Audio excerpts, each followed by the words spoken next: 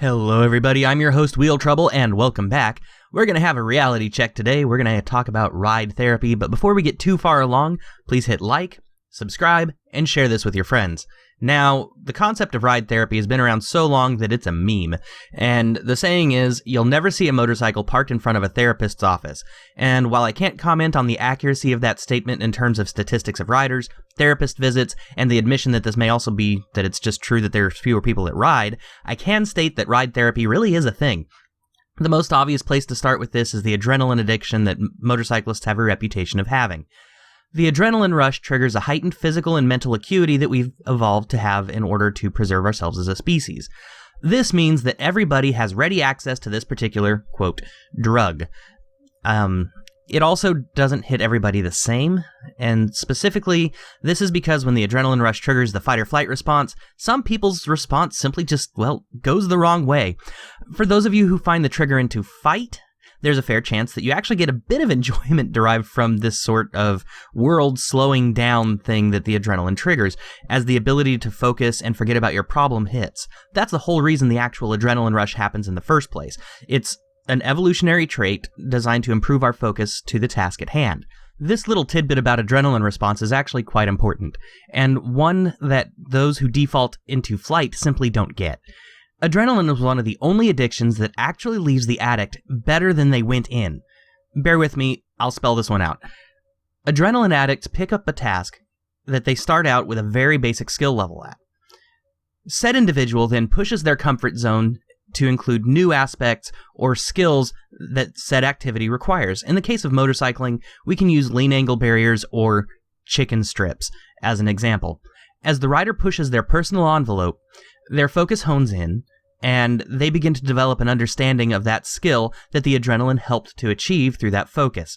After a while, the new skill no longer trips the adrenal response because you're just used to it, so a new milestone has to be set, and then the cycle continues. The rider chases the high, and then each time, the rider has to become more skilled to achieve that exact same high. This is where the wisdom from Twist of the Wrist 2 is absolutely vital. There is a fine line between tripping the adrenal response and just being so far over your head that you've doomed yourself to failure.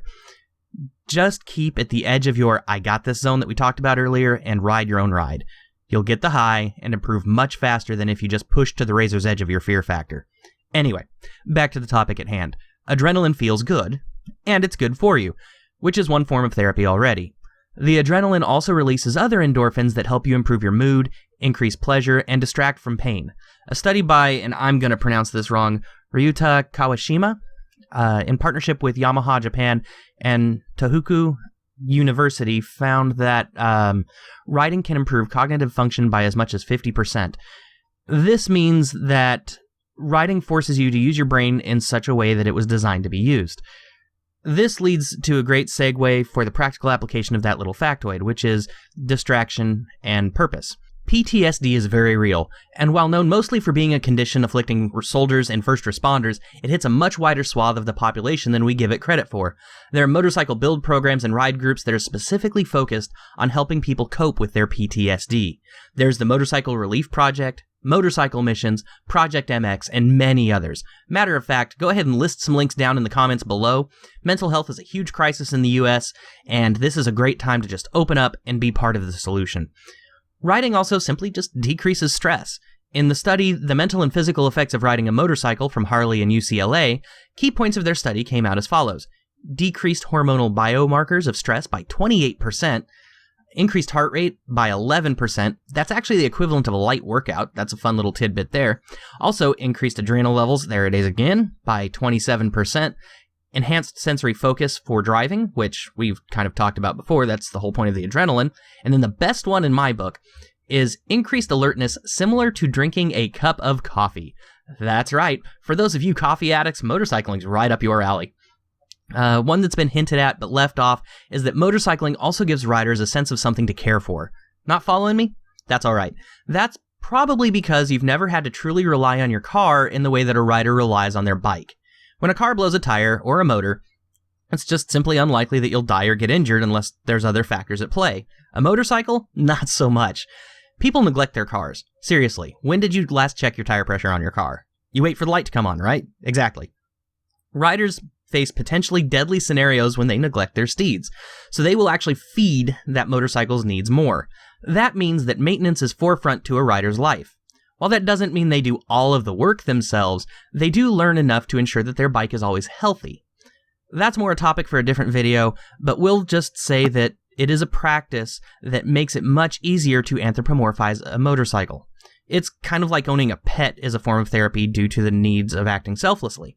Motorcycle ownership acts in a lot of the same way. Speaking of which, can somebody help me register my motorcycle as an emotional support animal? That would have actually let me get it up Pikes Peak. There's a sense of purpose, belonging, and mutual goals that riders share. All of these things have their place in Maslow's hierarchy of needs, which is why instilling those attributes is a very important part of any therapy.